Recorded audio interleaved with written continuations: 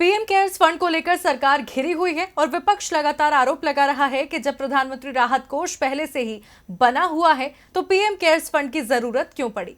PM cares fund में पारदर्शिता का सवाल भी उठाया गया। सवाल तो कई हैं, लेकिन सरकार विपक्ष के सवालों का जवाब शायद देना नहीं चाहती। लेकिन बीजेपी के राष्ट्रीय अध्यक्ष जेपी नड्डा ने जब गांधी परिवार से जुड़े ट्रस्टों को लेकर सवाल किया तो सरकार ने फौरन इसकी जांच कराने के लिए कमेटी का गठन कर दिया। सरकार के इस फैसले को लेकर सवाल उठ रहे हैं कि कांग्रेस द्वारा केंद्र सरकार के खिलाफ उठाए जा रहे सवालों की आवाज को दबाने की कोशिश तो नहीं हो रही है। देखिए रिपोर्ट। क्या सवाल पूछना गुनाह हो गया है?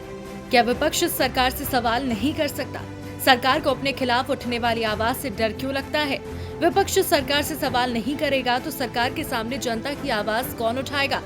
दरअसल कांग्रेस इन दिनों सरकार के कामकाज को लेकर सवाल उठा रही है। कांग्रेस के पूर्व अध्यक्ष राहुल गांधी इन दिनों सरकार के खिलाफ लगातार सक्रिय हैं। वो चीनी कंपनी द्वारा पीएम केयर्स फंड में दिए गए दान को लेकर सरकार से सवाल पूछ चुके हैं। स्वास्थ्य मुसीबत से लेकर सीमा पर तनाव को लेकर भी उन्होंने सरकार से सवाल पूछे। राहुल के हर सवाल के जवाब में सरकार की ओर से कांग्रेस नेता पर ही तमाम आरोप लगा दिए गए हैं, लेकिन सवालों का जवाब नहीं दिया गया। 27 जून को बीजेपी के राष्ट्रीय अध्यक्ष जेपी नड्डा ने आरोप लगाया था कि 2005-2006 में राजीव गांधी फाउंडेशन को चीन से 3 लाख अमेरिकी डॉलर की राशि मिली थी। बीजेपी अध्यक्ष के इन आरोपों पर अब जांच की जाएगी। गृह मंत्रालय की ओर से कहा गया है कि गांधी परिवार से जुड़े 3 ट्रस्टों में वित्तीय लेन देन की गड़बड़ी की जांच की जाएगी। इसके लिए गृह मंत्रालय ने अंतर मंत्रालय समिति का गठन किया है, जिसके प्रमुख प्रवर्तन निदेशालय के प्रमुख होंगे। इसकी जानकारी मंत्रालय के प्रवक्ता ने ट्वीट करके दी है।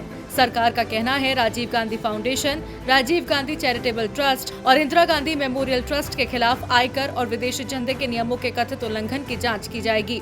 ये जांच गांधी परिवार से जुड़े ट्रस्टों के prevention of money laundering act, income tax act और फॉरेन कंट्रीब्यूशन रेगुलेशन एक्ट के नियमों के उल्लंघन पर फोकस होगी।